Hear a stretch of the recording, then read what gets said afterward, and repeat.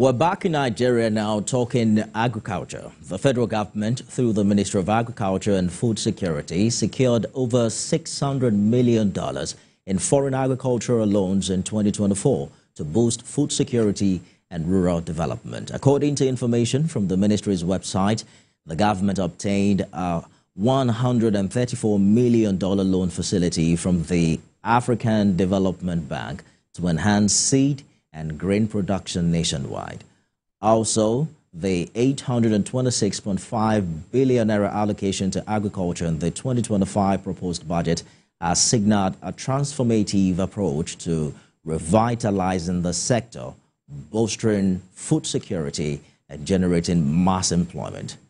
With a population surpassing 220 million and an annual growth rate of 2.1%, Nigeria is under increasing pressure to enhance its food production capabilities. The president said food security is non-negotiable while presenting the spending plan for the new year to a joint session of the National Assembly yesterday. Joining me to discuss this is an agri-business specialist, Tony Bello. Is live in our Abuja studio. Mr. Bello, thank you for joining us this hour. It's reported that just about 2% of this New Year's budget has been earmarked for agriculture. But how do you foresee this $600 million foreign agricultural loan allocated and utilized in order to ensure maximum impact on food security and rural development? Thank you so much for having me. It's a pleasure to be back to your studio to talk about agribusiness transformation in Nigeria. I believe on top of the hour you're talking about the $600 million US dollar with World Bank commitment of 500 million USD and the federal government of Nigeria's commitment of 100 million US dollars. Quite honestly, I think if we take a holistic approach to looking at the numbers, it may be better serve the interest of the public to note that right now we have almost 8 billion US dollars investment commitment in the food and agricultural sector in Nigeria. So when you take the cumulative of the green imperative, which was started in 2018, that is expected to attract 4.3 billion private sector investments, just standalone. Then just barely 2 weeks ago, at the African Investment Forum, with the leadership of the African Development Bank, $2.2 billion investment commitments from multiple partners for Nigeria's special agro-processing zone. Prior to that, I think it was 2022 or so, the African Development Bank committed $520 million to the special agro-processing zone. So you take that in total, we are almost double of what we saw in 2013, 2014, where Nigeria, under the leadership of Dr. Akiwumi Adesina at the time, was able to attract about 4.5 billion USD into the Nigeria food and agriculture sector. So at the end of the day, bottom line is the budget, national budget at 2% really should not matter. It is what it is, but we are attracting private sector investments and development financial institutions investments. Question then is, how do we take advantage of these huge sums of money that is being committed to Nigeria? Talking about taking advantage, Mr. Bello, what do you make of the environment with which agriculture operates? We're spending the largest chunk of this New Year spending plan on security. How did we find that regarding the outgoing year as it relates to agricultural production? I'm sorry, repeat the question. I didn't quite hear you well. I'm asking if you think that agricultural production fared well relative to insecurity and how much work we've done in that regard in the outgoing year? Oh, very well. Thank you so much.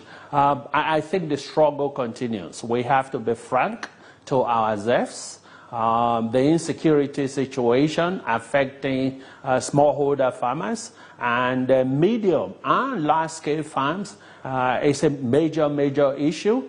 Thanks to our smallholder farmers, the largest private sector group we actually have in Nigeria, I don't think we give enough credit to the subsistence farmers.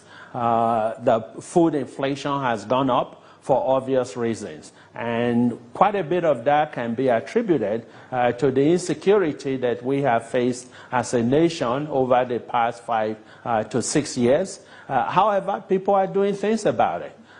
From the local government level to the state government and to the federal government, we are seeing a dying down of those issues. 2024 has not been an exception. The flooding in Maiduguri played a major role. The after effects of the Russian and Ukraine war is still continuing. The global shocks is continuing to affect production and productivity. So I believe with all of that, there has been some emergency measures, which included, I believe, $134 million US dollars that was committed by African Development Bank to ensure production of wheat in northern Nigeria.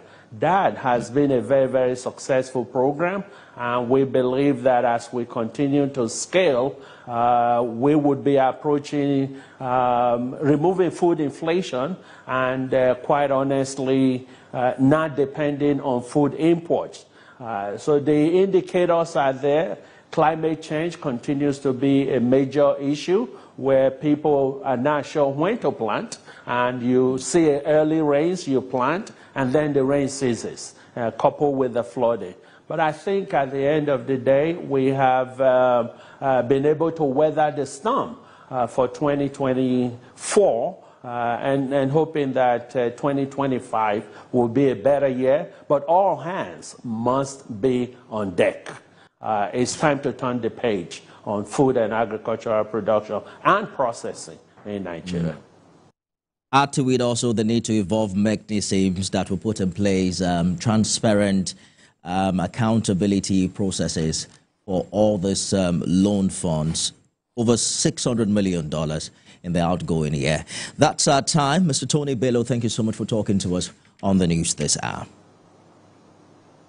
Thank you so very much. I would say, just in terms of how do we implement, we have to, at this stage of the game, set up a presidential implementation project office that reports directly to Mr. President. Let the recruiting of talents, let the recruiting of experts be done through our development partners and donors. I think we're very well set up right now for growth in the food and agriculture sector. Thanks. Nice being with you guys. Thank you for your contribution.